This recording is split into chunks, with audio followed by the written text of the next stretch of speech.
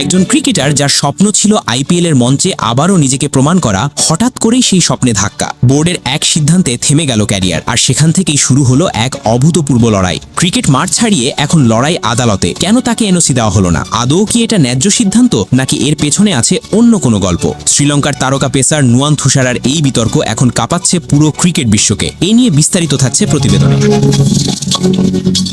Cricket বিশ্বে প্রায়ই আমরা দেখি মাঠের লড়াই, প্রতিদ্বন্দ্বিতা আর রোমাঞ্চ, কিন্তু কখনো কখনো সেই লড়াই গড়ায় মাঠের বাইরে, আইন আদালতের কাঠগড়ায়। ঠিক তেমনই এক ঘটনাকে ঘিরে এখন তুমুল আলোচনায় শ্রীলঙ্কার পেসার নুয়ান থুসারা।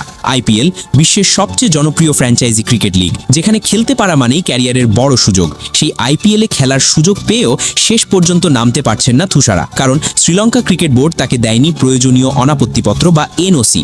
আর এই সিদ্ধান্তের বিরুদ্ধে সরাসরি আইনি পদক্ষেপ নিয়েছেন এই পেসার। প্রতিবেদন অনুযায়ী থুসারা কলম্বো জেলা আদালতে মামলা দায়ের করেছেন। তার অভিযোগ, তাকে অন্যায়ভাবে এনওসি দেওয়া হয়নি, ফলে রয়্যাল চ্যালেঞ্জার্স বেঙ্গালুরুর হয়ে খেলার সুযোগ থেকেও বঞ্চিত হচ্ছেন তিনি। শুধু তাই নয়, মামলায় শ্রীলঙ্কা ক্রিকেট বোর্ডের সভাপতি শাম্মী সিলভা সহ বেশ কয়েকজন কর্মকর্তাকে বিবাদী করা হয়েছে।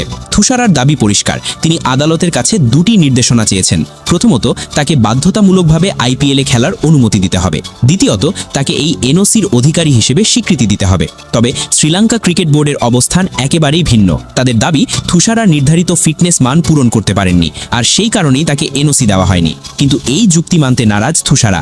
তার বক্তব্য, তার ফিটনেস আগের মতোই রয়েছে এবং অতীতেও একই অবস্থায় তিনি এনওসি পেয়েছেন।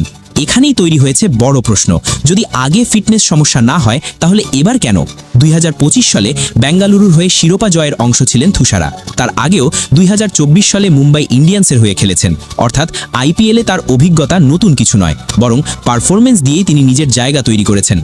আরও একটি গুরুত্বপূর্ণ বিষয় হলো, 31 মার্চ 2026-এ শ্রীলঙ্কা ক্রিকেটের সঙ্গে থুসারার চুক্তির মেয়াদ শেষ হয়েছে। তিনি সেটি নবায়ন করতেও আগ্রহী নন।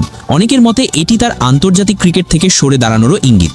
সবচেয়ে বিতর্কিত অভিযোগটি এসেছে এখানেই। থুসারা দাবি করেছেন, তাকে আগেই জানানো হয়েছিল যে ভবিষ্যতে জাতীয় দলে তাকে বিবেচনা করা হবে না। যদি সেটাই সত্যি হয়, তাহলে প্রশ্ন উঠছে, তাকে এনওসি না দেওয়ার যৌক্তিকতা কোথায়?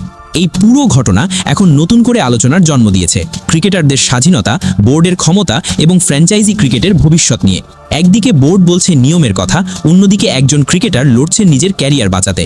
শেষ পর্যন্ত আদালতের রায় কী হবে, সেটাই এখন দেখার বিষয়। তবে একটা ব্যাপার নিশ্চিত, এই ঘটনা ক্রিকেট বিশ্বের জন্য এক নতুন দৃষ্টান্ত হয়ে থাকবে।